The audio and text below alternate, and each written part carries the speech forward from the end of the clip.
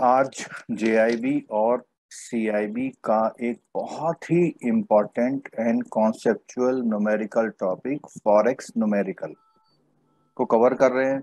JIB की बात करें, 5 दिन बाद उनको इस टॉपिक से 4 मार्क्स तक मिल सकते हैं, जिसमें एक 2 मार्क्स का क्वेश्चन होगा।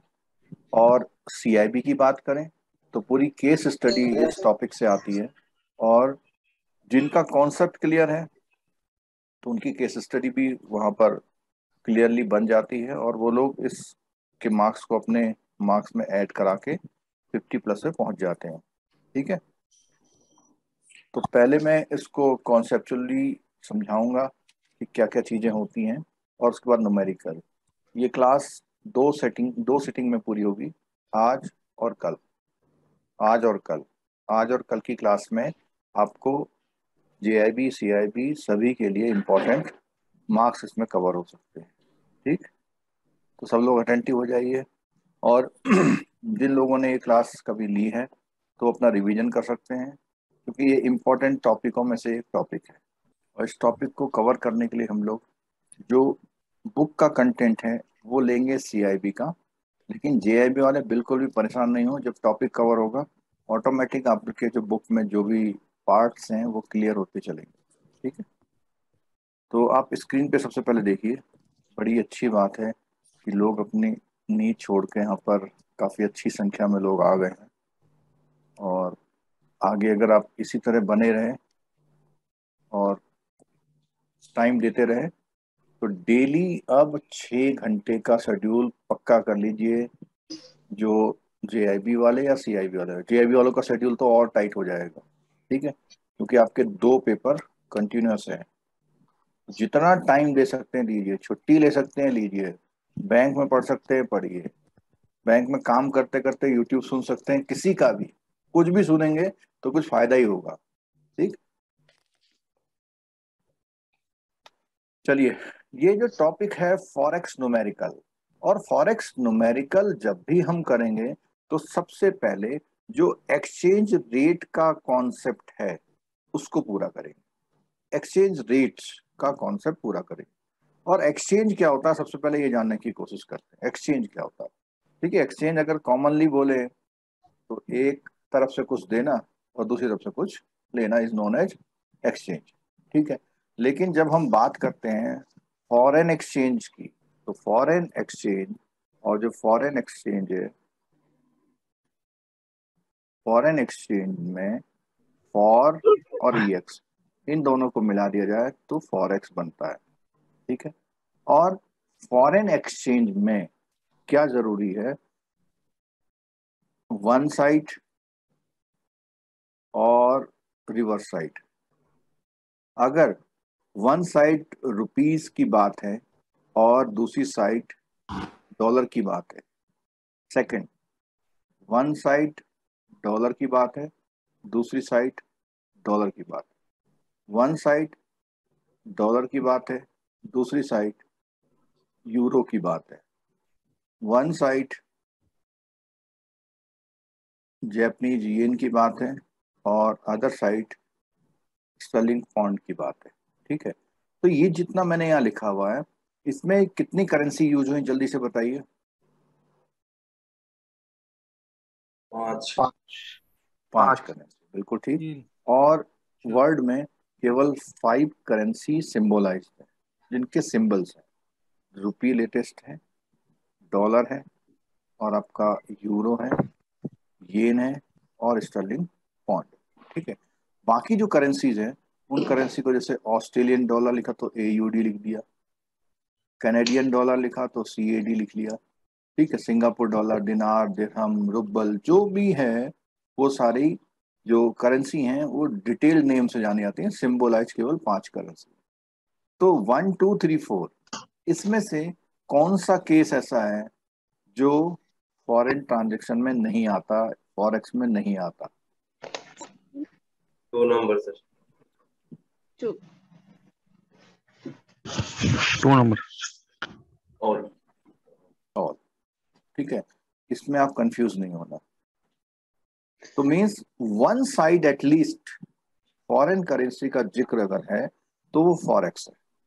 और वो कौन कौन से डीलिंग्स हैं जिसमें फॉरेक्स हम लोग बोलते हैं, जैसे डीलिंग हो रही है, कौन कौन सी एक्टिविटी है जिसमें फॉरेक्स होता है। जैसे हम लोग सिंपल बात करें, करेंसी एक्सचेंज, करेंसी एक्सचेंज। और करेंसी एक्सचेंज के बाद आता है हमारा रेमिटेंस।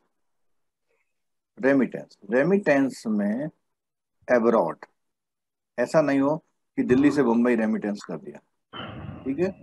तो करेंसी एक्सचेंज, रेमिटेंस अब्रॉड, और उसके साथ साथ आपका bill of exchange, promissory note, और एलसी, गारंटी, ठीक है। ये भी ट्रीटमेंट जो, और ड्राफ्ट का इशुएंस, ड्राफ्ट इशू करना, चेक का पेमेंट करना, गिफ्ट चेक, और ट्रेवलर चेक, ट्रेवलर चेक। तो यहां पर अगर इतने पॉइंट्स पे कहीं पर भी एक साइट फॉरेन करेंसी हो, जैसे मान लिया अगर हम बात करें कि आपको यहां से ऑस्ट्रेलिया 10,000 ऑस्ट्रेलियन डॉलर का ड्राफ्ट भेजना है, तो जैसे ही स्टेटमेंट में $10,000 आ गया, मीन्स वो जो डीलिंग होगी बैंक में वो फॉरेन एक्सचेंज की होगी, ठीक है। और ब्रॉड टर्म में बात करें तो गोल्ड को भी, ब्रॉड टर्म में बात करें तो गोल्ड भी हमारे फॉरेक्स रिजर्व का पार्ट होता है।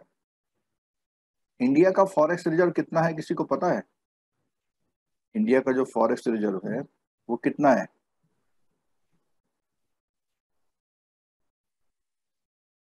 इंडिया का फॉरेक्स रिजर्व 600 करोड़ के आसपास है। 600 समथिंग बिलियन अभी डॉलर। जो है काफी इम्प्रूवमेंट हो गया उसमें, इंडिया का जो फॉरेक्स रिजर्व है। और ये 600 के भी ऊपर चला जाता है, और थोड़ा वेरिएट करता रहता है, कभी कम, अभी 613 भी हो गया था, कभी कम कभी ज्यादा, ये इस तरह से होता है। अगर हम लेटेस्ट बात करें तो यहाँ पे स्क्रीन पे आप देख सकते हैं कितना है, देखो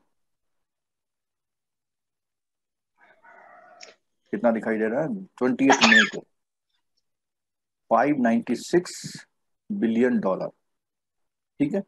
तो कभी कभी ये 600 से पार भी चला जाता है। तो कुछ, अब जैसे $4 बिलियन है, क्या होता है अगर हम आज अपनी कंट्री से 10-10 लाख बैरल ऑयल मंगा लें, तो हमें अपनी कंट्री से उतना पैसा देना पड़ेगा ना। तो ये कुछ वेरिएट करता, तो अप्रोक्सीमेटली $600 बिलियन के आसपास हमारा इस समय फॉरेक्स रिजर्व है, ठीक है।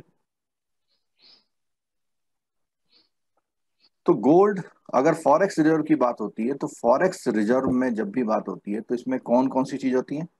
अगर किसी के पास भी करेंसी है, बॉन्ड है, शेयर्स हैं, किसके? फॉरेन करेंसी डिनोमिनेटेड, ठीक है।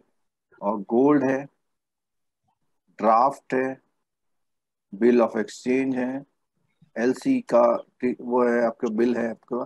तो ये सारी चीजें हमारे फॉरेक्स रिजर्व में होती है, ठीक है।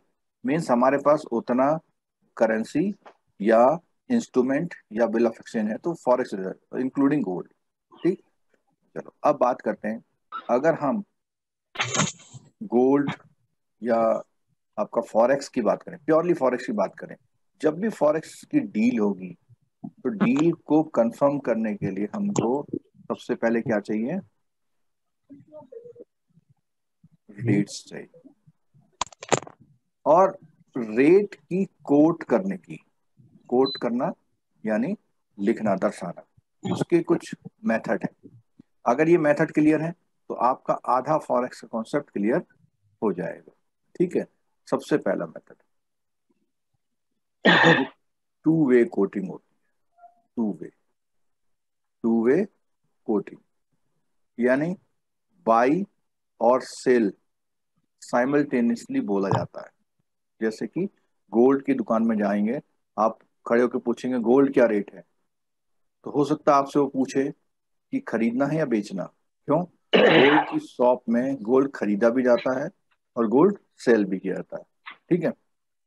तो बाई और सेल, और वो कुछ इस तरह से दिखाई देता है कि $1 = 62.09 /16।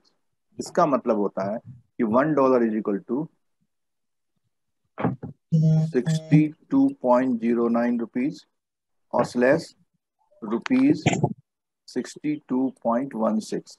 तो इसमें जो हायर रेट होता है वो सेल का रेट होता है और जो लोअर रेट होता है वो बाई का रेट होता है। इतनी सुबह भी तुम्हारे घर में कोई बात करने वाला है क्या? सोने दो उनको, माइक बंद रखें आप लोग। तो पहला हो गया टू वे कोटिंग, मींस कभी भी रेट की बात होगी तो टू वे कोटिंग। दूसरा सेकंड टाइप है कि आपका जो रेट कोट होगा, पहला तो हो गया बाई का और सेल का। बाई का हमेशा लो रेट होता है और सेल का हमेशा हाई रेट होता है। और ये रेट कौन कोट कर रहा है? हमेशा बैंक कोट करता है। जो कस्टमर है वो इस कोटिंग के हिसाब से अपनी डीलिंग को करता है। ठीक है, तो सेकंड नंबर पे आता है कि टाइमिंग, कब डील होगा। टाइमिंग, ये जो टाइमिंग लिख रहा हूं इसमें से एक क्वेश्चन आपको किसी को भी कहीं पर मिल सकता है। टाइमिंग में क्या होता है? टुडे, टुमारो, स्पॉट, और इसको टुमारो की जगह लिखता हूं मैं day after tomorrow. Day after tomorrow. ठीक है, और उसके बाद होता है आफ्टर 2 डेज। ठीक है, जो टुडे वाला होता है उसको हम लोग शॉर्ट फॉर्म में टॉट रेट बोलते हैं। टुमारो वालों को टॉम रेट बोलते हैं। डे आफ्टर वाले को स्पॉट बोलते हैं। और आफ्टर 2 डेज के बाद इसको बोलते हैं कौन सा रेट? फॉरवर्ड। ठीक है, टॉट रेट को T+0 बोला जाता है और टॉड या कैश या रेडी रेट भी बोलते हैं। टॉड, इसको कैश रेट और रेडी रेट भी बोलते हैं, और ये होता है T+0। दूसरा टॉम होता है, टॉम को बोलते हैं T+1। स्पॉट को बोलते हैं T+2 और फॉरवर्ड को बोलते हैं T+greater than 2। ग्रेटर देन 2 का मतलब अगर 30 डे की बात हो रही है तो T+30 हो जाएगा। ठीक है, आज, कल, परसों और आगे कभी भी। और हमेशा ध्यान रखिएगा कि जो फॉरवर्ड है, फॉरवर्ड रेट इनमें से किस रेट से बनता है? What rates? स्पॉट रेट से बनता है। ठीक है, चलो और आगे बढ़ते हैं। थर्ड नंबर पे आता है कि जो कोटिंग का स्टाइल है वो कैसा है। स्टाइल थर्ड नंबर पे। और स्टाइल कैसे होता है? डायरेक्ट और इनडायरेक्ट और क्रॉस, ये 3 स्टाइल से कोटिंग होती है। कुछ इस तरह से, जैसे मान हमने बोला $1 इज इक्वल टू 62.09 से 62.16। ये क्या है? डायरेक्ट रेट है। डायरेक्ट रेट में ये जो फॉरेन करेंसी है ये कांस्टेंट रहती है और ये क्या करती है? वेरी करती है। ये क्या करती है? आपको वेरी करती है। ठीक है, इनडायरेक्ट में डोमेस्टिक करेंसी कांस्टेंट होती है और ये करेंसी क्या होती है? वेरी करती है। ठीक है, क्रॉस रेट में एक थर्ड करेंसी और सीन में आ जाती है। थर्ड करेंसी का मतलब हो गया, जैसे मैं लिखूं €1 is equal to $1.2। Cross rate में थर्ड करेंसी और सीन में आ जाती है। ठीक है, डायरेक्ट कोटिंग में कौन सी करेंसी कांस्टेंट रहती है? Foreign. Indian for domestic foreign foreign foreign foreign. Foreign. Direct में हाँ, डायरेक्ट। डायरेक्ट में डायरेक्ट में फॉरेन करेंसी कांस्टेंट मींस $1 हाँ इज इक्वल टू कितना रुपया, हाँ ठीक है। इनडायरेक्ट में कौन सी करेंसी जो है कांस्टेंट है? Home domestic currency. Home currency को ये क्वेश्चन आता है। मैं जब क्लास लेता हूं तो मैं जो भी बोल रहा हूं वो वहां सेंटेंस में कहीं छुपा हुआ हो सकता है, ठीक है। और क्रॉस में एटलीस्ट दो करेंसी का जिक्र होता है, दो फॉरेन करेंसी का, टू फॉरेन करेंसी, ठीक है। और क्रॉस जो रेट है उसको हम एक और वर्ड बोलते हैं चेन रूल। क्या बोलते हैं? Chain rule. क्यों बोलते हैं चेन रूल? इसलिए बोलते हैं कि अगर मेरे को डॉलर का रेट रुपये में या यूरो का रेट रुपए में चेक करना है तो कैसे करूंगा मैं? यहाँ पर देखिए, पहले मैं क्या करूंगा कि ये जो डॉलर है, ये वाला डॉलर, इस डॉलर को मैं रुपए में कन्वर्ट करूंगा। तो कितना हो जाएगा? 1.2 इंटू 100, और ये क्या बन जाएगा? Euro. रुपीज में Sorry. ये रुपीज में बन जाएगा, ठीक है। 1 क्लियर हो गया? तो इस तरह से Yes. चेन रूल बोलते हैं। इसमें चेन रूल का मतलब एक यूनिट से दूसरी यूनिट को कन्वर्ट करना, ठीक है। चलो नेक्स्ट देखिए, यहाँ जो सेकंड वाला है, ये वाला पार्ट, इसमें एक और बात होती है। क्या? 3 पार्ट होते हैं इसके। ये जो रेट्स होते हैं फॉरवर्ड वाले, वो 3 पार्ट होते हैं। क्या पार्ट होते हैं? एक होता है डिस्काउंट,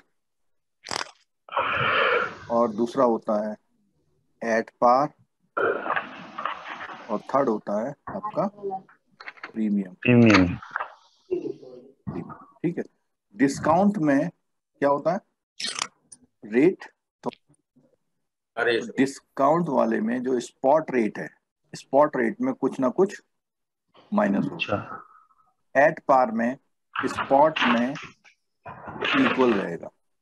प्रीमियम में स्पॉट में कुछ ना कुछ प्लस होगा। मींस जो फॉरवर्ड रेट होते हैं वो इन 3 स्टाइल्स से कोट होते हैं। ये मींस कि फॉरवर्ड रेट आज से 30 दिन बाद एट पार है। एट पार का मतलब जो स्पॉट रेट है वही है। डिस्काउंट का मतलब वो आज के स्पॉट रेट से फॉरवर्ड रेट जो होगा वो कम होगा। और ऐसे ही प्रीमियम में स्पॉट रेट क्या होता है? प्लस में होता है, ठीक है। प्लस। अच्छा, ये सर उसमें 3। बाइंग एंड सेलिंग दोनों में माइनस से होगा, डिस्काउंट में और प्रीमियम में बाइंग एंड सेलिंग। बिल्कुल, अगर डिस्काउंट है तो चाहे बाई करें या सेल करें, दोनों में डिस्काउंट होगा, ठीक है। कुछ इस तरह से समझ लीजिए। मान लिया कल को रेपो रेट बढ़ जाए तो डिपॉजिट के रेट और एडवांसेस के रेट किस में चेंज आएगा? बढ़ जाएगा दोनों। आंसर्स ग्रेड में बढ़े। दोनों बढ़ जाता है, ठीक है। तो सेम इसी तरह से अगर डिस्काउंट बोल रहा है तो चाहे आप बाई करो चाहे आप सेल करो, फ्यूचर में उसके प्राइस क्या हो जाएंगे? माइनस हो जाएंगे, ठीक है। और ये जो माइनस होते हैं, जो आपका डाउट है, वो माइनस कुछ इस तरह से होते हैं। लिखा जाएगा 76 - 71 मीन्स डिस्काउंट को प्रीमियम को कोट करने के लिए भी कितने वे कोटिंग होती है? 2 वे कोटिंग होती है, ठीक है। और जैसे मैंने ये स्पॉट के लिए यूज किया उसी तरह मैं डिस्काउंट के लिए यूज किया, उसी तरह मैं प्रीमियम के लिए यूज करता हूँ। प्रीमियम के लिए 62/69। अब मुझे कोई ये बताओ, इन दोनों में क्या आपको फर्क लग रहा है? क्या क्या दिख रहा है कि कुछ अलग सा लग रहा है? लग रहा है ऐसा? हाँ बाई बढ़ गया, सेल घट गई, या सेल घट गया बाई बढ़ गया। डिक्रीज हाँ, इंक्रीजिंग वाला है हाँ, 62-69। ये तो इंक्रीजिंग ऑर्डर में है, और ये वो कैसे ऑर्डर में है? डिक्रीज। डिक्रीजिंग। तो अगर क्वेश्चन में डिक्रीजिंग ऑर्डर में दिया है तो आप समझ लीजिएगा कि वो किसका एग्जाम्पल है? डिस्काउंट। वो डिस्काउंट यूज नहीं करता है, डिस्काउंट।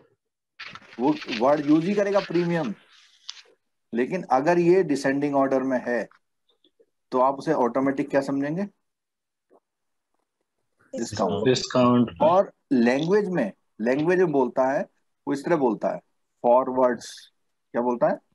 Forward points. क्या बोलता है? Forward point. अगर फॉरवर्ड पॉइंट ऐसे दिया हुआ है तो आप उसे प्रीमियम समझेंगे, और अगर डिसेंडिंग में ऑर्डर में दिया हुआ तो उसे ऑटोमेटिक क्या समझेंगे आप? डिस्काउंट। डिस्काउंट। डिस्काउंट अच्छा, अब आता है फोर्थ नंबर कि what to deal. Fourth number, what to deal, क्या डीलिंग कर रहे हैं, व्हाट टू डील। तो व्हाट टू डील का मतलब ये है। अरे इसमें एक डाउट है सर, हाँ हाँ जैसे हमेशा तो जो सेलिंग प्राइस है बाइंग प्राइस से तो हमेशा ज्यादा रहेगा, हाँ बिल्कुल, ये लिखा हुआ है। डिस्काउंट हो और प्रीमियम हो, हाँ तो नहीं, ऐसे सुनो, डिस्काउंट में तो इसको हम रेट नहीं बोल रहे, इसको बोल रहे हैं फॉरवर्ड पॉइंट बोल रहे हैं। क्या बोल रहे हैं? Forward point. और अगर फॉरवर्ड पॉइंट डिसेंडिंग ऑर्डर में दिए हुए हैं, इट मींस वो डिस्काउंट का एग्जांपल है। और अगर फॉरवर्ड पॉइंट प्रीमियम में दिए, असेंडिंग में दिए हुए, इट मींस प्रीमियम का एग्जांपल है। ठीक है। और एक डाउट और दूर कर दें आपका, कि जब बाई का क्वेश्चन है तो आप यूज इसे ही करेंगे। इसे करेंगे 71 को, और सेल का क्वेश्चन है तो किसे यूज करेंगे? 76 को। मतलब ठीक है। सर सेल हमेशा हायर पे होगा। क्या चीज? हाँ, सेल हमेशा हायर प्राइस पे होता है। सर दोबारा बताइए सर, ये डिस्काउंट वाला। इसमें हम ये बोल रहे हैं कि अगर आपका क्वेश्चन बाई का है हाँ, तो आप 76 यूज नहीं करेंगे। कितना यूज करेंगे? 71 हाँ, और 71 को भी क्या करेंगे? माइनस माइनस करेंगे। माइनस करेंगे। 71 को भी माइनस करेंगे। सर ये ठीक है। फॉरवर्ड के केस में करेंगे, किसके? फॉरवर्ड हाँ, मतलब। फॉरवर्ड पॉइंट में, फॉरवर्ड पॉइंट। ठीक है। अभी एक दो क्वेश्चन करेंगे तो क्लियर हो जाएगा आपको। ठीक है, चलो आगे देखिए, व्हाट टू डील। अब डील करने में या तो आप क्या क्या डील कर रहे हैं? करेंसी डील कर रहे हैं। ठीक है, करेंसी, या आप ड्राफ्ट से डील कर रहे हैं। ठीक है, रेमिटेंस कर रहे हैं, बिल ऑफ एक्सचेंज कर रहे हैं डील, एलसी का रिटायरमेंट कर रहे हैं। ठीक है। तो ये जो दो ग्रुप बनाए मैंने, पहला वाला ग्रुप कहता है कि इसमें रेट अप्लाई होगा, दैट इज टीटी। और जो नीचे वाला ग्रुप है उसमें रेट अप्लाई होगा क्या? बिल। टीटी मीन्स बिल्कुल रेडी है डील। आपको करेंसी एक्सचेंज में क्या करना है?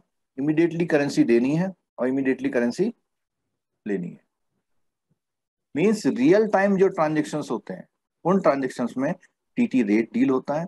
जो फ्यूचर के ट्रांजेक्शन्स है उसमें बिल का रेट डील होता है। ठीक है। और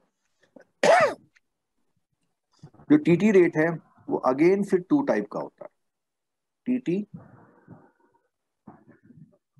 बाइंग और टीटी सेलिंग।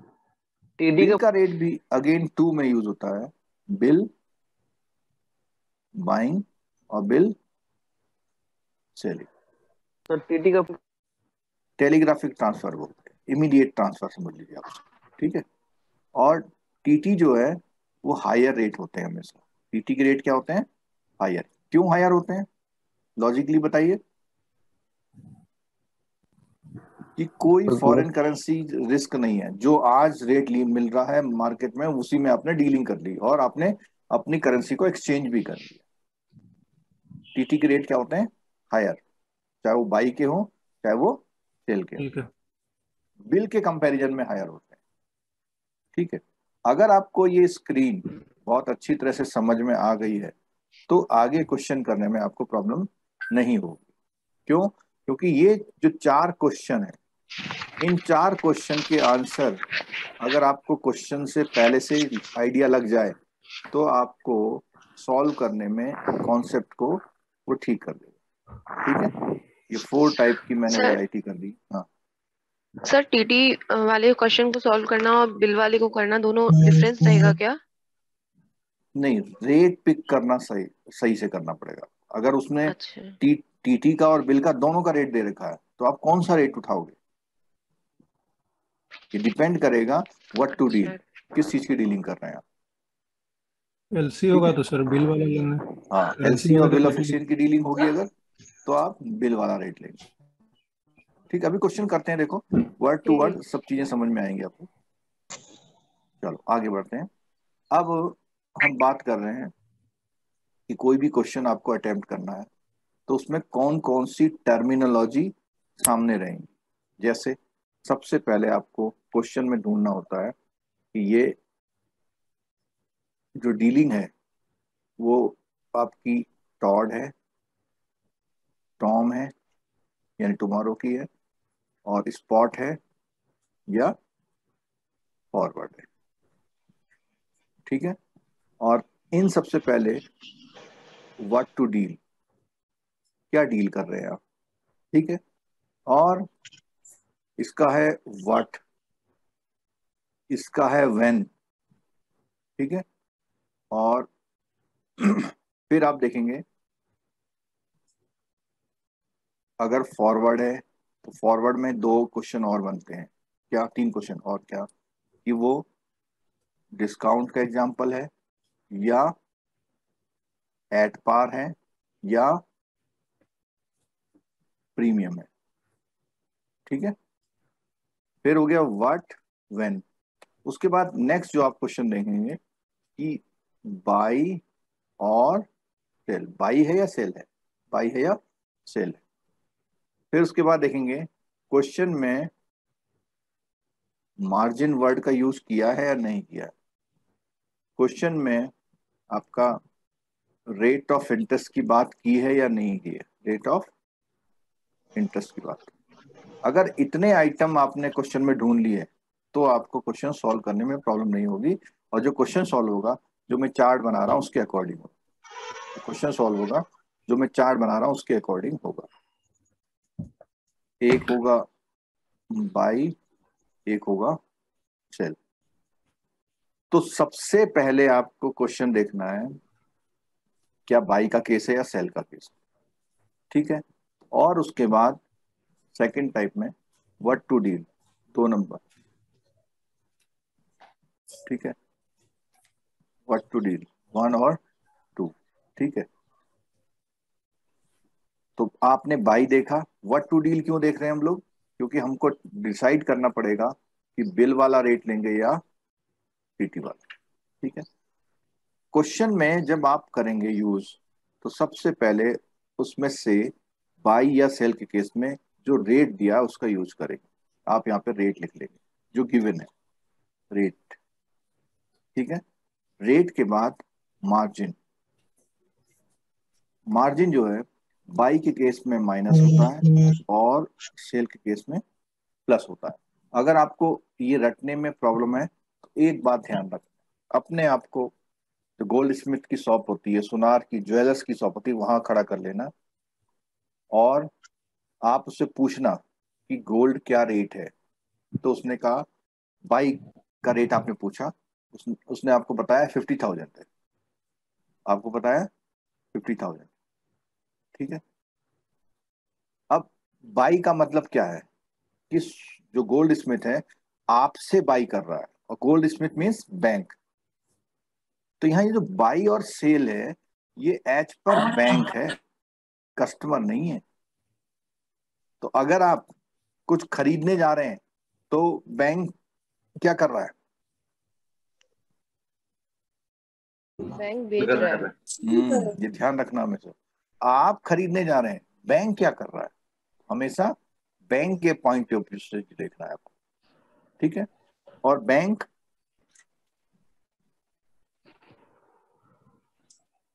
में अगर डॉलर आ रहा है तो बैंक क्या कर रहा है? बाई। परचेज। और बैंक के पास से डॉलर जा रहा है तो खरीद बैंक क्या कर रहा है? सेल। सेल। ये ध्यान रखना। ठीक है, तो जब आप सेल कर रहा है। वहां गए, गोल्ड स्मिथ की दुकान में गए और आपने कहा कि मुझे क्या करना है? बाई करना है। तो इसका मतलब बैंक क्या कर रहा है, वो गोल्ड स्मिथ क्या कर रहा है? सेल कर रहा है। सेल कर तो आपको 50,000 का रेट बताया, तो 10 ग्राम गोल्ड आपको कितने में देगा? 5 lakhs. नहीं, ये जो रेट्स है 50,000 पर 10 ग्राम है, अभी इतना महंगा नहीं हुआ है। जो रेट होते हैं पर 10 ग्राम के ही होते हैं ना। Yes. तो Yes, sir. 50,000 का 10 ग्राम मिल रहा है, आपसे कितने पैसे लेगा? मेकिंग चार्ज और कई सारे चार्ज। कुछ हाँ। सर मेकिंग चार्जेस वगैरह हाँ, भी। तो वो जो चार्जेस है दैट इज कॉल्ड मार्जिन। ठीक है। और अगर आप अपना गोल्ड सेल करने जाएं, तो अपना गोल्ड सेल करने जा रहे हैं, इट मीन्स गोल्ड स्मिथ क्या कर रहा है? खरीद रहा बाई है। कर रहा है। और जब वो बाई करता है आपसे, तो कुछ माइनस कर लेता है कि इसमें ये है, टाका लगा है, फलाना दिमागा, जो भी कुछ। ठीक है, क्लियर होगी बात ये? चलो और आगे बढ़ते हैं। सर ये एक बार और बता दीजिए ना मार्जिन। हाँ, सिंपल हम कह रहे हैं कि बैंक अगर आपसे बाई करेगा, तो जो रेट बता रहा है उस रेट में भी मार्जिन को माइनस करेगा। मींस आप का रेट और क्या हो जाएगा? कम हो जाएगा। आपको बोला उसने 62 रुपीज, लेकिन एग्जैक्ट कैलकुलेशन 62 पे नहीं होगी। 62 में से कुछ परसेंटेज मार्जिन, और जो परसेंटेज होती है बहुत छोटी सी होती है, लेट्स से 0.15% या 0.2, वो क्वेश्चन में दिया हुआ, या 0.01। ठीक। और सेल के केस में मार्जिन प्लस होता है। अब नेक्स्ट चीज आती है आपका फॉरवर्ड का कोई भी कैलकुलेशन। फॉरवर्ड में आपका या तो डिस्काउंट हो सकता है, अगर डिस्काउंट है क्वेश्चन के अकॉर्डिंग, तो दोनों ही केस में क्या होगा? माइनस। और अगर आपका प्रीमियम है, तो दोनों ही केस में क्या होगा? प्लस। और बैंक कुछ कमीशन चार्ज करता है, तो बैंक जब कमीशन चार्ज करेगा, तो इस केस में क्या हो जाएगा? प्लस। नहीं, बाई में माइनस। बाई में माइनस होगा। मींस बाई का मतलब है कि आप उससे कुछ खरीदने जा रहे हैं, बैंक उससे कुछ खरीद रहा है, बैंक आपसे कुछ खरीद रहा है, तो आपके जो रेट्स हैं उसमें से कुछ कमीशन और काटेगा, जिसको हम लोग क्या बोलते हैं? इम्प्योरिटी बोल सकते हैं। ठीक है। तो जब आप कुछ अपना गोल्ड सेल करते हैं, तो उसमें डिफरेंट चीजें माइनस करता है। जैसे एक तो मार्जिन माइनस कर रहा है, और एक कमीशन। ठीक है। और ये जो डिस्काउंट और प्रीमियम का केस है, वो कब इंप्लीमेंट होता है? जब डील कौन सी डेट में हो रही हो? Forward. Forward future date. Future date. Means अभी केवल कॉन्ट्रैक्ट हो रहा है। क्या हो रहा है? केवल only contract on future date, कि भैया ये बताओ कि मैं दिवाली में आऊंगा तो मुझे क्या रेट लगाओगे। ठीक। चाहे मैं सेल करने आऊं, चाहे मैं बाई करने आऊं, तो कमीशन यहां माइनस होगा। सेल के केस में क्या होगा? मींस बैंक सेल कर रहा है, तो एक तो हायर रेट लगा रहा है, उस पर भी कुछ मार्जिन जोड़ ले रहा है, और उस पर भी कुछ क्या जोड़ लेगा? कमीशन। ठीक है। तो क्या हुआ? कमीशन को ऐसे समझ लो, वो किस चीज की फीस ले रहा है? सर्टिफिकेशन की। जब गोल्ड स्मिथ बाई करता है, तो आपसे कोई सर्टिफिकेशन फीस लेता है? नहीं लेता। जैसे हॉलमार्क की फीस लेता है? नहीं लेते।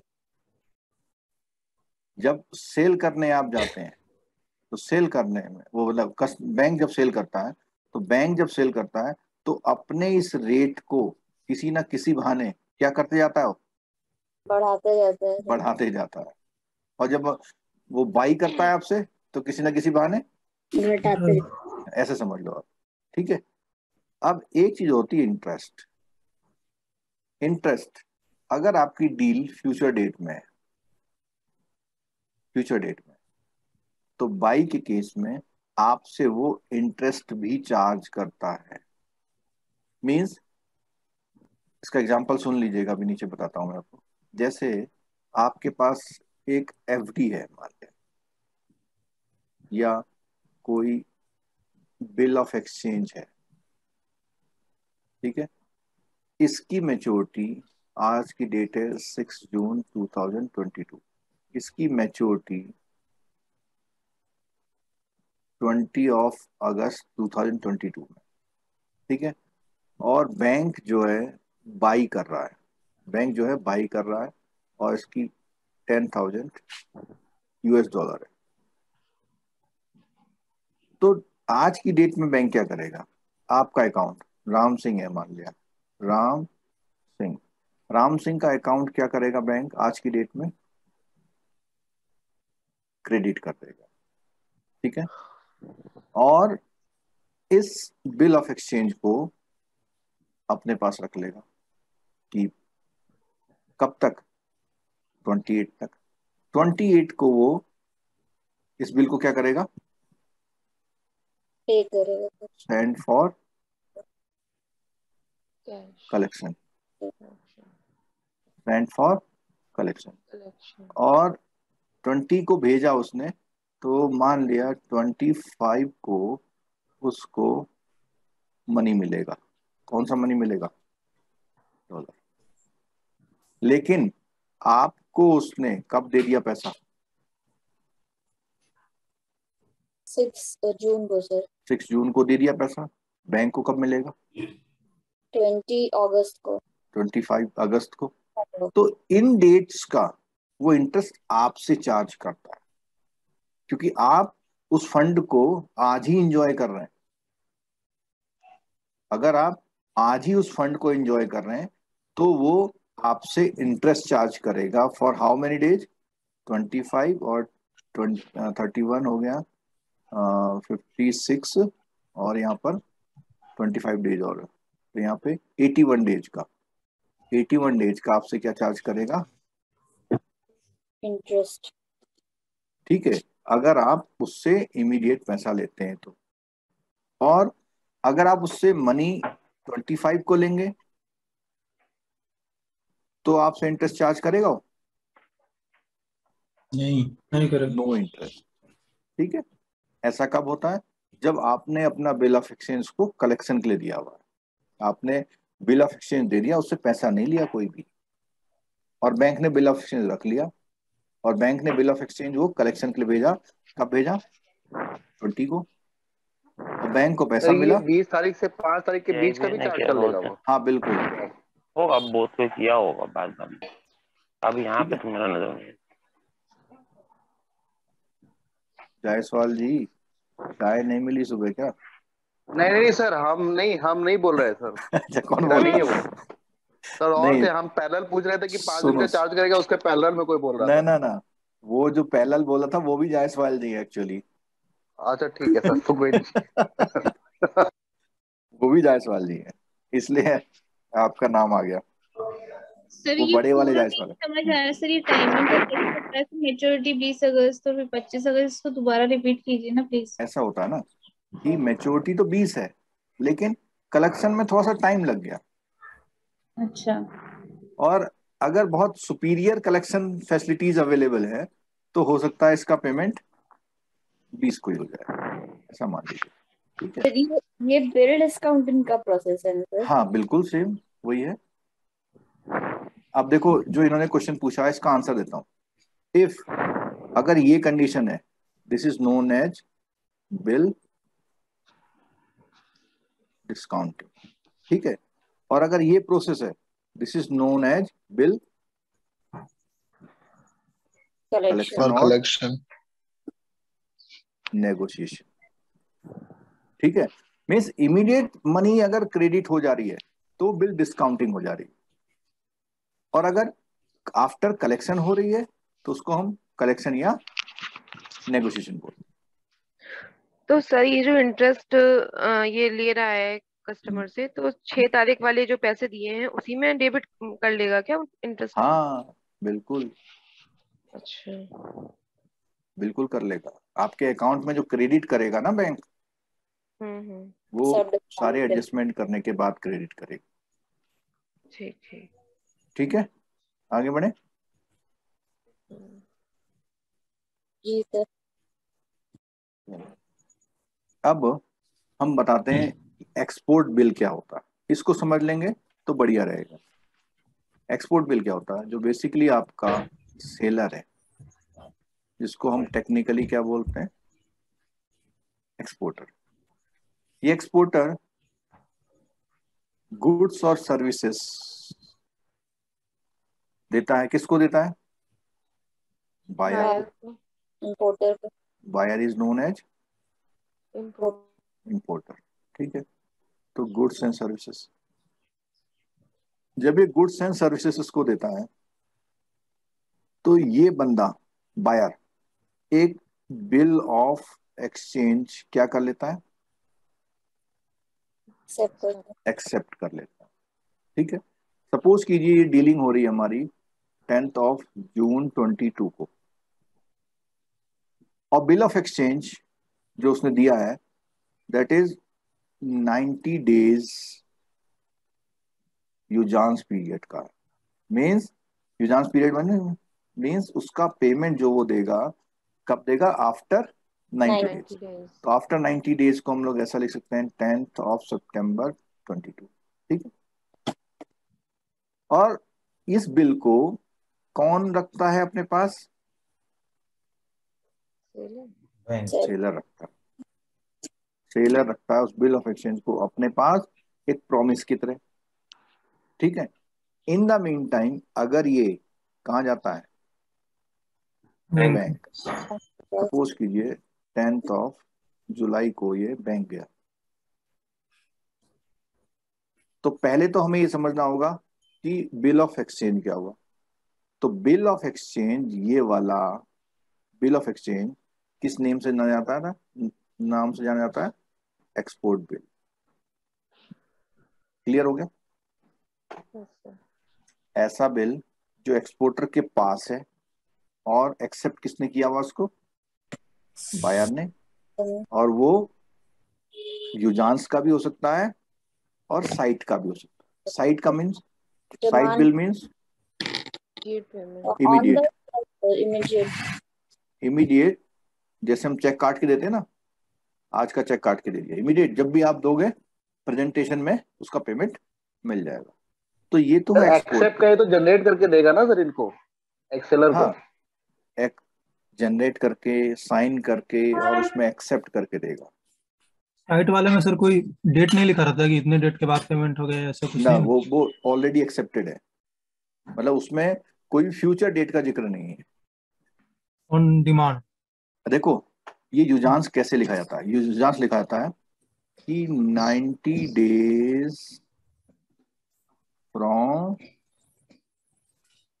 Shipment date. समझ में बात?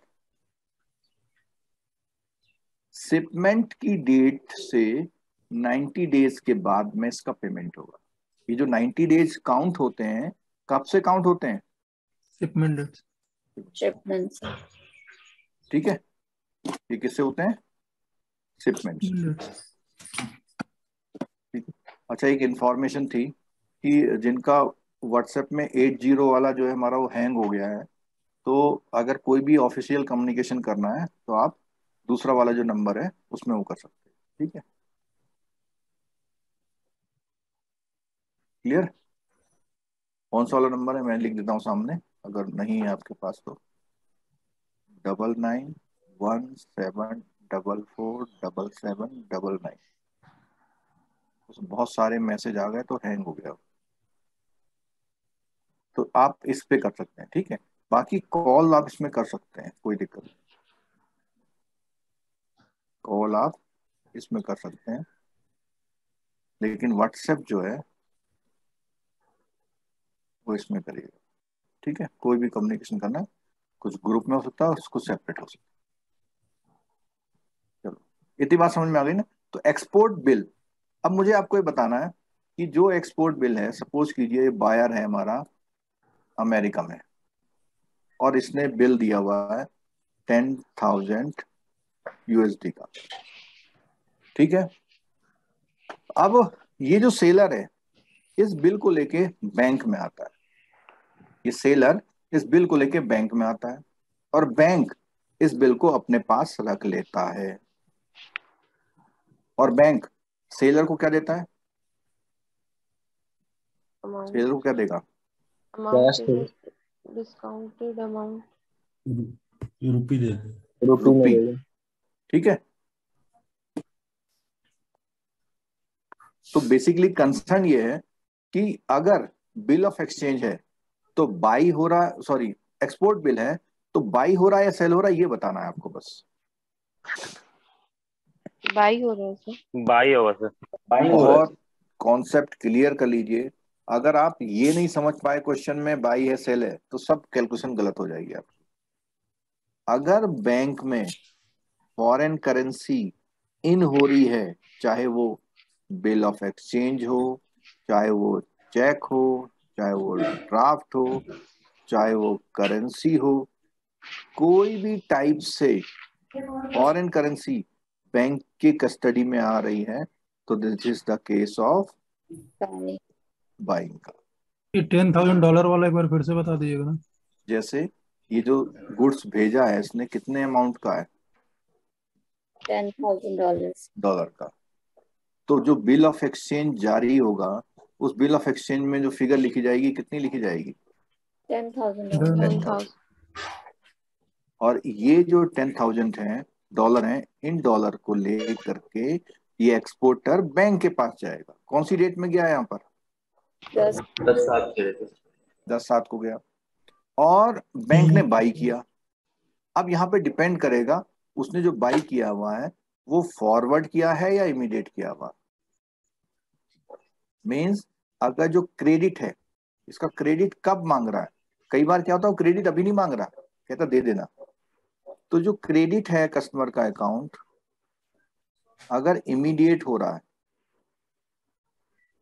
इमीडिएट रुपीज क्रेडिट हो रहे हैं, तो ऐसी कंडीशन में क्या चार्ज करेगा बैंक, स्पॉट रेट इंटरेस्ट नहीं इंटरेस्ट चार्ज करेगा, ठीक है। और अगर जो क्रेडिट है फ्यूचर में हो रहा है, फ्यूचर का डेट का मतलब क्या हो जाएगा, 10 सितंबर, जिस दिन ड्यू है बिल का या कलेक्शन पे जब आएगा, तो उसमें इंटरेस्ट कोई भी चार्ज नहीं करेगा। तो इंटरेस्ट का कॉन्सेप्ट समझ में आ गया। इंटरेस्ट कब चार्ज करेगा, जब बैंक क्रेडिट इमीडिएट कर रहा हो। और बैंक को कब मिलेगा पैसा, आफ्टर कलेक्शन 10 सितंबर या जब भी कलेक्शन होगा, ठीक है। अच्छा, बैंक कितने डे का इंटरेस्ट चार्ज करेगा इस केस में, तो 2 महीने का, 2 महीने का, 60 डेज का, ठीक है। सर ये लेकिन 90 डेज यूजांस था ना, तो 60 डेज कहाँ से आएगा सर हाँ इसमें? यही तो बताना चाह वो रहे हैं। 10 जुलाई को गया ना सर, वो 10 जुलाई को बैंक के पास। वो बैंक 10 जून को नहीं गया, हाँ वो बैंक गया 10 जुलाई को। यहाँ देखिए ये, अगर वो 10 जून को जाता, अगर वो 10 जून को जाता तो कितने दिन का चार्ज करता, 90 डेज। भाई बैंक के खजाने से पैसा किस दिन जा रहा है कस्टमर को, 10 जुलाई को। 10 जुलाई से लेकर के 10 सितंबर तक का चार्ज करे, ठीक है। एक्सपोर्ट बिल समझ में आ गया। एक्सपोर्ट बिल का मतलब कौन सा केस है, बाइंग का। और इंपोर्ट बिल का मतलब कौन सा केस है, सेलिंग का। सेल का, ठीक है। और इंपोर्ट बिल में क्या होता है थोड़ा सा यही समझ लीजिए। इंपोर्ट बिल में ये जो ये वाला बैंक है ये अपने बैंक से कहता है, क्या कहता है कि ये जो बिल ऑफ एक्सचेंज है, ये बिल ऑफ एक्सचेंज आपके पास आएगा। ये बिल ऑफ एक्सचेंज कहाँ जाएगा, आपके पास आएगा, और आप क्या करना, यहाँ से क्या देना, बैंक को क्रेडिट। देना क्या, डॉलर डॉलर डॉलर। डॉलर। तो अगर कोई बैंक इंपोर्ट बिल से डील कर रहा है, इसका मतलब क्या कर रहा हो, बाय कर सेल कर रहा है। इसको समझ लीजिए। इंपोर्ट बिल डील करने का मतलब अपने कस्टमर के बिहाफ पे बिल ऑफ एक्सचेंज का पेमेंट करना। इसको बोलते हैं रिटायरमेंट ऑफ इंपोर्ट। ये तो दो एक्सपोर्ट बैंक के बिल बीच में रिटायर होगा नहीं ना। होता। नहीं नहीं, दो बैंक के बीच में कहाँ हो रहा है। जैसे ये बैंक इस बैंक इसके मतलब जो पोर्टल अच्छा, दे रहा है जिस ठीक बैंक ठीक को। ठीक ठीक है, मतलब उसने कलेक्शन भेजा तो उसने वहां से उसको रिटायर कराया बिल को, जी। ठीक है। और ये रिटायरमेंट डायरेक्ट भी हो सकता है। किससे डायरेक्ट हो सकता है, कौन सा कलर यूज करो, सारे कलर तो यूज हो गए। दो को मिक्स कर लो। येलो नहीं हुआ है ना, कौन सी येलो नहीं पिंक हुआ? वाली कर लो। ऑरेंज भी बचा हुआ है, पिंक। सर चलो ब्लू ये कलर। देखिए, अगर ये सेलर सीधे सीधे बिल यहाँ भेज दे, कौन सी डेट में भेजेगा ये, 10/6। ना 10 सितंबर। 10 सितंबर को ड्यू पे तो भेजेगा। ओके। ठीक है, कलेक्शन के लिए भेजा उसने, सीधे भेजा, तो ऐसी केस में वो रिटायरमेंट अब भी हो रहा है, और ये जो है डॉलर इधर जाएंगे सीधे इसके पास। ठीक है। अब एक इशू आता है कि कोई भी बिल फॉरेन करेंसी का बिना बैंक के वो क्या नहीं हो सकता,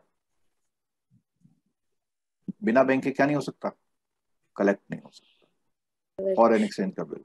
ठीक है, कोई भी फॉरेन एक्सचेंज का बिल बिना बैंक के नहीं हो सकता, तो वो इसका कलेक्शन किसी ना किसी बैंक से कराएगा। ठीक है, क्लियर होगी बात। तो हमें ये भी पता लग गया कि एक्सपोर्ट बिल का क्या होगा और इंपोर्ट बिल का क्या होगा। दोनों अब में एक तो सर केस डॉलर ही आ रहा है ना, एक्सपोर्ट है, एक्सपोर्ट और इंपोर्ट में दोनों में तो डॉलर ही आ रहा है। इंपोर्ट कहाँ हो रहा, इंपोर्ट में डॉलर किसको आ रहा है, अच्छा चलो बताओ, डॉलर किसको आ रहा है, सेलर को। तो वो तो आएगा ही। तो जाएगा तो बैंक से जाएगा, हाँ, जाएगा तो इंपोर्टर के बैंक से जाएगा, तो वो सेल हो जाएगा। हाँ, तो सेल का केस होगा इस बैंक के लिए। ठीक है, तो कन्वर्सन कहाँ हुआ, ठीक है मतलब सर। डॉलर से फिर रुपया में कन्वर्ट कैसे हो रहा है? कन्वर्ट तो सर वो डॉलर टू डॉलर ही हो गया ना। बता रहे हैं, जब ये सेलर है ना, सेलर का जो अकाउंट क्रेडिट होगा वो कौन सी करेंसी में होगा, रुपी वाला। रुपीज रुपीज में। में। ठीक है। और अगर हाँ कन्वर्ट नहीं हो रहा है तो क्या है, फॉरेन एक्सचेंज नहीं है, हम्म। तो उस कंडीशन में बैंक क्या चार्ज करेगा उससे, ओनली क्या, कमीशन। कमीशन, मतलब only in short, commission. In short sir export bill हो तो मतलब बाय ही करना है, सब में दिया हो तो। बिल्कुल, अगर क्वेश्चन में एक्सपोर्ट बिल लिखा है तो इसका मतलब बैंक जो डील कर रहा है वो क्या कर रहा है, बाई कर रहा है। और अगर इंपोर्ट बिल दिया है तो बैंक क्या डील कर रहा है, सेल कर रहा है। और 2-3 केस और लिख रहा हूं मैं, इधर देखिएगा जरा। तो सेविंग में इंटरेस्ट नहीं, रेट ये क्वेश्चन थोड़ा दोबारा बताएंगे, थोड़ा कंफ्यूज हो गया कुछ। क्या चीज बताओ, ये एक्सपोर्ट बिल इंपोर्ट बिल जो अच्छा दो दो जो केस आ गए। सर इंपोर्ट बिल के केस में इंटरेस्ट का क्या रहेगा? इंपोर्ट बिल के केस में अगर वो कस्टमर से फ्यूचर में पेमेंट लेने वाला है तो इंटरेस्ट चार्ज करेगा, और इमीडिएट लेने वाला है तो चार्ज नहीं करेगा। ये केस कह रहे हैं ना अभी वाला, ये वाला जो व्हाइट वाला केस है, ये कह रहे हैं ना। रिटायरमेंट करने का मतलब ये है कि सर क्रिस्टलाइजेशन बोलते हैं सर। क्रिस्टलाइजेशन ड्यू डेट के बाद अगर रिटायरमेंट हो रहा तो। अच्छा ओके सर। हाँ, क्रिस्टलाइजेशन में क्या होता है, ओवर ड्यू बिल होते हैं सर। और क्रिस्टलाइजेशन जो होता है वो ओवर ड्यू बिल के लिए होता है, और रिटायरमेंट बिल जैसे ही आया इमीडिएट पेमेंट कर। सर इम्पोर्ट बिल का एक फ्रेज थोड़ा बना के बता दीजिए ना, इम्पोर्ट बिल में थोड़ा कंफ्यूजन है। अच्छा चलो बना लेते। यहाँ सेलर है, यहाँ बायर है, ठीक है। ये बिल ऑफ एक्सचेंज है, इसके पास रखा हुआ है। अगर ये बिल यहाँ किसी बैंक के पास आता है, और ये बिल बैंक के पास आएगा भी तो किसके थ्रू आएगा? बैंक के पास आएगा, ठीक है। और जो ये कस्टमर है, क्या नहीं आ रहा? स्क्रीन नहीं आ रहा? आपका दिक्कत है कुछ, वो फिंगर से थोड़ा स्लाइड करिए। हाँ, तो ये जो बैंक है, बैंक यहाँ जो पेमेंट दे रहा है, और बिहाफ ऑफ किसके दे रहा है? इम्पोर्टर। इम्पोर्टर, तो उसे बोलते हैं इम्पोर्ट बिल का रिटायरमेंट ऑन बिहाफ ऑफ, ठीक है। तो यहाँ से डॉलर चल दिया इधर को, इम्पोर्ट बिल, और ये पेमेंट इसको कर देगा, ठीक है। मींस इम्पोर्ट बिल का, से अगर मैं ऐसा बताऊं, कौन से केस में होता है? एलसी के केस में। एलसी के केस में बिल का पेमेंट डायरेक्ट जो बायर है वो नहीं करता। कौन करता है पेमेंट? बैंक से। बैंक करता है। तो बायर के बिहाफ पे जो बैंक पेमेंट करता है उसी को हम रिटायरमेंट ऑफ इम्पोर्ट बिल बोलते हैं, ठीक है। और अगर ये बिल इधर बैंक से डील करता है बैंक से डील कर रहा है और उसका करेंसी ले रहा है, तो उसको वो एक्सपोर्ट बिल की तरह ट्रीट करता है। इम्पोर्ट बिल रहता है किसके पास? इधर सेलर के पास रहेगा हमेशा बिल सेलर के पास ही। बिल हमेशा सेलर के पास रहता है, सिक्योरिटी है ना, प्रॉमिस है ना वो जी। और जब वो इस कंट्री में आता है, अगर बैंक डायरेक्ट पेमेंट कर रहा है तो इसको इम्पोर्ट बिल ऑफ रिटायरमेंट बोलते हैं। और अगर बैंक पेमेंट ना करके कस्टमर कर रहा है तो इसका मतलब बैंक उस डील में केवल कलेक्शन करा रहा, अपना फंड यूज नहीं कर रहा। बैंक अगर फंड यूज करेगा तभी बोलेगा रिटायरमेंट ऑफ इम्पोर्ट बिल, ठीक है। चलो एक चीज और बता दूं मैं कि जो केसेस होते हैं हमारे, कौन कौन से केसेस होते हैं। जैसे आपका एक तो बाई का केस और सेल का। बाई के केस में एक तो हो गया आपका एक्सपोर्ट बिल, और सेल के केस में क्या होता है? इंपोर्ट बिल का क्या? रिटायरमेंट, ठीक है। बाई में क्या होता है? Inward remittance, inward remittance. और इसमें क्या होता है? आउटवर्ड रेमिटेंस, ठीक है। और ड्राफ्ट इश्यू करना, अगर कोई बैंक ड्राफ्ट इश्यू कर रहा है तो इट मींस वो फॉरेन करेंसी क्या कर रहा है? सेल कर रहा है। और अगर ड्राफ्ट पे कर रहा है तो बाय कर रहा है, क्योंकि उसकी करेंसी में क्या आ रहा है? उसके पास फॉरेन करेंसी आ रही है जो ड्राफ्ट आया होगा बाहर से ना, ठीक है। तो ये कुछ केसेस हैं। एक हम क्वेश्चन आज करेंगे, बाकी क्वेश्चन हम कल करेंगे। जो आज क्वेश्चन करेंगे सीआईबी के बुक का है, लेकिन एक कॉम्प्रिहेंसिव क्वेश्चन है। वो कैसा क्वेश्चन है? कॉम्प्रिहेंसिव क्वेश्चन है। जेआईबी हो या सीआईबी, इस क्वेश्चन को देखिए। इस क्वेश्चन में लगभग सारे वो पॉइंट हैं जो हमने अभी तक डिस्कस किए।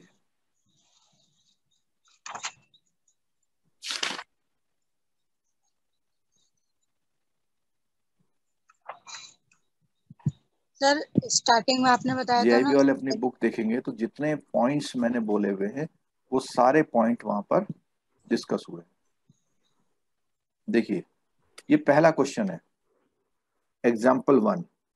इनफ्लो लिखा हुआ है और जैसे ही इनफ्लो वर्ड आ जाएगा केस किस चीज का हो जाएगा? बाई। इनफ्लो हो रहा है मींस बैंक में इनफ्लो हो रहा है बाई टीटी। टीटी का मतलब इमीडिएट ट्रांसफर आया आपके पास, ठीक है। तो बोलता है the credit to your exporter account, और पेमेंट डालना कहाँ है आपको, कस्टमर के अकाउंट में डालना। तो कस्टमर के अकाउंट में आप क्या डालेंगे, रुपीज, और आपके पास क्या आ रहा है, डॉलर, तो बाई करेंगे, ठीक है। और ये जो पैसा आया है एडवांस पेमेंट भेजा है उसने। अब एक बात और सुनिए, credit received in nostro statement, credit received in nostro state, ठीक है, नॉस्ट्रो अकाउंट। तो नॉस्ट्रो अकाउंट का मतलब हमने बताया था कि वो अकाउंट कहाँ मेंटेन है, फॉरेन में। फॉरेन में। तो जो आपका इंपोर्टर था, इंपोर्टर ने पैसा कहाँ दे दिया, फॉरेन में, और आप ही का बैंक है वो, करस्पॉन्डेंट है। इसका मतलब वो पैसा वहां मिल चुका है, और आप उस पेमेंट को ये मान रहे हैं कि मुझे मिल गया है, क्योंकि नॉस्ट्रो अकाउंट में क्रेडिट होने का मतलब ये कि आपके उस अकाउंट में क्रेडिट हो चुका है। और क्या क्रेडिट हुआ है पता है आपको, डॉलर, मीन्स आपने बाई कर लिया। तो आप कस्टमर को रुपीस देंगे, तो वो पूछता है ये रेट दिया हुआ है, तो कौन सा रेट लेंगे आप, 68.09 68.09 का बाई करेंगे, क्योंकि बाई का केस, ठीक है। क्लियर होगी बात। चलो अगला देखो। सर इसमें 09 कम है इसलिए लिया क्या चीज, या इसमें पहले दिया इसलिए लिया, सर आपने लोअर है इसलिए 09 लिया। बिल्कुल लोअर है, लोअर का मतलब बाय, लोअर का मतलब क्या होता है, बाई, ठीक है। चलो आगे देखिए, एग्जाम्पल 2। एग्जाम्पल 2 में क्या होता है, आपका एक्सपोर्टर है, टेंडर्स एंड कैसा बिल है, एक्सपोर्ट बिल। तो इमीडिएटली समझ जाइए कौन सा केस है, बाई का केस, ठीक है। तो बाई का केस, ये जो एग्जाम्पल है कॉम्प्रीहेंसिव एग्जाम्पल है, इसमें सारे वो पॉइंट आ जाएंगे जो हमने अभी तक पढ़े हैं। तो इसलिए सब लोगों से रिक्वेस्ट है अटेंटिव हो जाइए जरा। इसमें जो ABCD लिखा हुआ है वो सारे केसेस है, ABCD जो है जितने केस है। ए केस में क्या दिया हुआ है, मार्जिन। बी केस में क्या दिया हुआ है, स्पॉट का रेट, और उसके साथ साथ क्या दिया हुआ है, प्रीमियम भी दिया हुआ है। सी में क्या दिया हुआ है, कोट नियरेस्ट पैसा, मीन्स राउंड ऑफ करते हैं ना, तो किस तरह से उसने रेट दिए हुए हैं। डी पॉइंट में क्या दिया हुआ है, इंटरेस्ट, ठीक है, और इंटरेस्ट एंड कमीशन दोनों चीज दिए, कमीशन भी दिया हुआ। तो ये जो केस है, ये केस में सारे एक्सरसाइज होनी है, तो अलर्ट हो जाइए। एक एक डेट को हम लोग देखें, कौन सी डेट में उसने बिल दिया, 3 अक्टूबर को, ठीक है, 3 अक्टूबर, और 3 अक्टूबर को ही क्या हो गया, शिपमेंट हो गया। तो ऑलवेज जो प्रॉमिस होता है वो डेट ऑफ शिपमेंट से होता है, और उसने बोला कि ड्रॉन कितने डेज, 120 डेज, 120 डेज का यूजांस पीरियड है। कौन सी डेट से, शिपमेंट की डेट, अक्टूबर। तो 3 अक्टूबर 16 से लेकर के 120 डेज आपको कैलकुलेट करने हैं। कौन सी डेट को होंगे, तो ड्यू डेट उसने खुद निकाल रखी है। कितने निकाल रखी है, 1 फरवरी। तो आप क्या करेंगे, सिंपल, जनवरी में कितने डेज होते हैं, 31, और दिसंबर में 31, और नवंबर में 30, ठीक है। अब यहाँ कितने दिन हुए, 3 अक्टूबर को दे दिया उसने आप, 28, तो 28 डेज होंगे, 120 ठीक है। हो गए, आपके कितने हो गए, 120 हो गए पूरे। तो 1 को वो बिल ड्यू हो जाएगा, मींस 120 डेज तक वो मनी किसी के पास यूज होनी चाहिए। इसमें सेकंड वाली तो 3 अक्टूबर इंक्लूड होगी रीजन। 3 अक्टूबर को वो चाहे शाम को 5 बजे आए, दिन के 12 बजे आए या सुबह 10 बजे आए, लेकिन उसने आपको बिल दे दिया, हैंड ओवर कर दिया और आपने उसका अकाउंट क्रेडिट कर दिया। ठीक है, क्लियर होगी बात? चलो, अब मैंने बोला सबसे पहले जब क्वेश्चन शुरू करेंगे तो सबसे पहले आपको रेट आइडेंटिफाई करना है। What rate? क्यों ये लिए रेट लिया है? क्योंकि केस किसका है? बाइंग का, फॉरवर्ड इसीलिए आपने रेट लिया। तो सबसे पहला काम क्या है? रेट को आइडेंटिफाई करना। और क्योंकि बाई का केस था इसलिए मार्जिन क्या किया? माइनस किया, माइनस 0.15% निकाल दिया आपने, ये आ गया। ठीक है, अब जो वैल्यू आई है उसके बाद जो वैल्यू बनी है ये वाली, ये वैल्यू आ गई, लेकिन उसने उसको क्या कर दिया? राउंड ऑफ कर दिया। अब राउंड ऑफ के भी रूल समझ लीजिएगा जरा। राउंड ऑफ के रूल, अगर 25 पैसा है या 0.25 पैसा, दोनों लैंग्वेज में फर्क है। 25 पैसे का मतलब फर्स्ट एंड सेकंड प्लेस, 0.25 पैसे का मतलब थर्ड एंड फोर्थ प्लेस। तो इस क्वेश्चन में राउंड ऑफ क्या दिया हुआ है? 0.25 पैसे। इट मींस थर्ड और फोर्थ प्लेस को आप यूज करेंगे। तो थर्ड और फोर्थ प्लेस कौन से हैं? 7 8 उस 7 8 को 25 के मल्टीपल में ले जाइए। तो 25 का मल्टीपल 78 के नियरेस्ट कौन सा होता है? 75। अगर ये 89 होता तो क्या करते? 100। तो 100 कर देते। 400 हो जाता ना सर? हाँ 400 हो जाता। नेक्स्ट चला जाता। ठीक है, तो आपका ये क्या बन गया? अब राउंड ऑफ रेट बन गया। नेक्स्ट आपका आता है प्रीमियम। क्यों? क्योंकि फॉरवर्ड का केस है, बैंक को पैसा कब मिलेगा? सर यहाँ पे जरा आप 25 पैसे का भी बता दीजिए कि अगर 25 पैसे होता तो 25 रहने देते। नहीं तो ये 03 में। अच्छा ये हाँ ठीक है ठीक है। अगर ये पहला वाला केस होता, ये वाला, तो हम इसको लिखते 68.00। अच्छा अच्छा, क्योंकि आपका ये हो गया है 68.04 हो रहा है। सर 78 को 80 क्यों नहीं लिया? इसलिए नहीं लिया कि उसने जंप बोली है 25 की।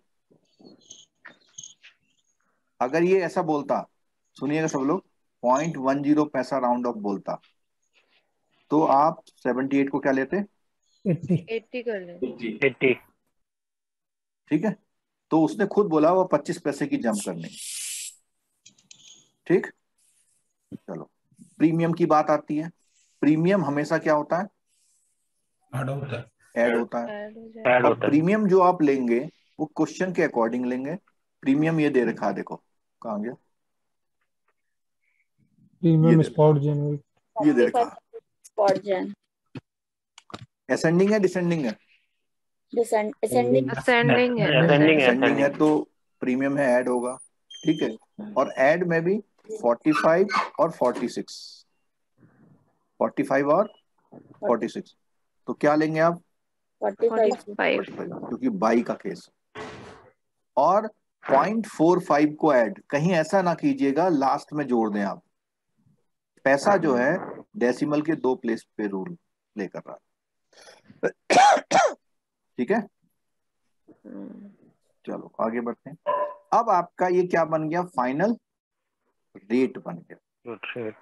तो आपका क्वेश्चन यहां तक भी हो सकता है, लेकिन इस क्वेश्चन में कमीशन और इंटरेस्ट का जिक्र था। तो रेट ऑफ इंटरेस्ट जो चार्ज होगा 8.5%, वो किस अमाउंट पे चार्ज होगा? इस अमाउंट पे। क्यों? क्योंकि दिस इनटू क्या कर दिया? $5 लाख। तो आपका एक अमाउंट बन गया ये। ठीक है, ये अमाउंट वो है जो आपका गोल्ड स्मिथ गोल्ड का रेट बता रहा है अभी आपको। ठीक है, और गोल्ड के रेट में उसने मार्जिन और प्रीमियम को ऐड कर लिया। अगर आप उधार लेने वाले हैं, सब कुछ तय हो गया कि भाई ये जो है 34,24,24,000 समथिंग समथिंग का, 3 करोड़ समथिंग का, ठीक है। अगर आप इमीडिएट पेमेंट करेंगे तो बात यही खत्म हो जाएगी, लेकिन आप इमीडिएट पेमेंट नहीं कर रहे। कितने दिन बाद कर रहे हैं? 122 120। तो इसमें क्या होगा? 342,43750 इंटू 8.50 इंटू 120 अपॉन 365 इंटू 100, ठीक है। और कुछ लोग क्वेश्चन में ये देख के परेशान होते हैं कि इसमें रेट तो 180 का दिया हुआ है, ये लिखा हुआ है, तो जो ये 180 का दिया उसने कहा अप टू 180 तक का उधार लोगे तो मैं रेट क्या लगाऊंगा? 8.5। हाँ, तो ये कंफ्यूज नहीं करना, ठीक है। तो यहाँ पर ये हो गया।